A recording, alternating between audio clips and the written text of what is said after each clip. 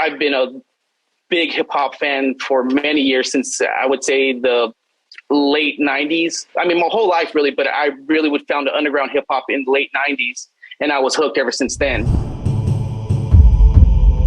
Me and Craig have been friends for a long time, and one of the things that we share in common is collectibles. When I met him, he was a big toy collector.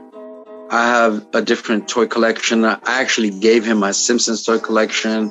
I collect wrestling toys. So we always had like a collectible thing. And then we started talking, and he was like, yo, have you heard of NFTs? And I was like, not really. And he put me up on Blockchain Heroes and Garbage Pail Kids and stuff like that. And I was like, oh, this is dope. 2Max Alex came to me. He told me about an idea, like a concept that him and Craig came up with. And he was just like, yeah, we brought your name up, and we were both like, he's the one, you know, to work with us on this project. And we've all known each other for a while, and you know, we all have our strengths, and it's kind of like a pyramid, you know. Alex was like, what if we made our own rapper-based NFT collection?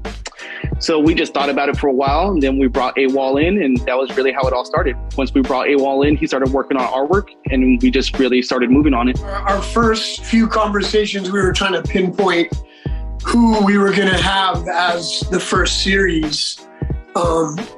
We threw around a million names because we have so many talented, you know, musician friends, and so it was hard to knock it all down to like a small group. We know so many artists between us. I probably know 200, 300 artists, just me. So we were like, let's pick out some people. The whole point of a Secret Savior was, it doesn't matter how many records you sell. It's not a popularity contest. It's just about, are you dope?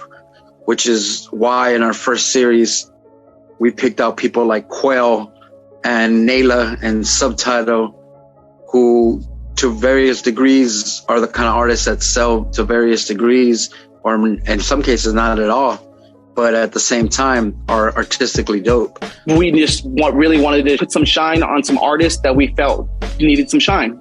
People that really are not slept on, but they don't get as much respect in the hip hop spaces that we believe they should, because their talents are so crazy. And I hit up Kathy, Idea's mom, and was like, yo, I want to honor your son. You know, I was kind of a little bit close to Idea and have a tattoo, you know, with his name and all this stuff.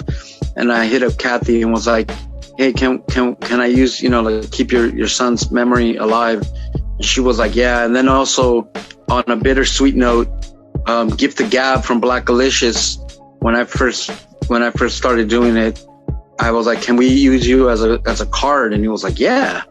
And he said, yeah. And then, you know, subsequently, you know, he passed away. So the cards even have a lot more meaning, because the Idea card and the Gift the Gab card, to us, they even mean a lot more, because it's keeping the legacy of two underground legends alive. So then we mixed it up. We were like, let's get a couple of OGs, Micah 9 and Cool Keith, being like pillars of hip hop community. I did a few sketches. First, I think we started off with Idea and Micah. And then when I first turned it in, it was very, very simple, very cartoony. And then I noticed, you know, the different styles of NFTs that were out there. So then I just kind of took it and revamped it, and then just made it a little bit more detailed, a little bit more my style. By the end, we fine-tuned it. I think originally we were gonna we thought it was gonna take like 4 months or something, and I think it took pretty close to a year to kind of, you know, wrap everything up, get it all tight, you know, put it out through Atomic Hub, and, you know, and since then it's turned into almost a digital label, you know, NFT music and art label. A cult following artist being able to find new followings forever. And that's another awesome thing about it, is anytime one of these NFTs are sold on the secondary market for life, we're giving 2% of that sale to the artist for life.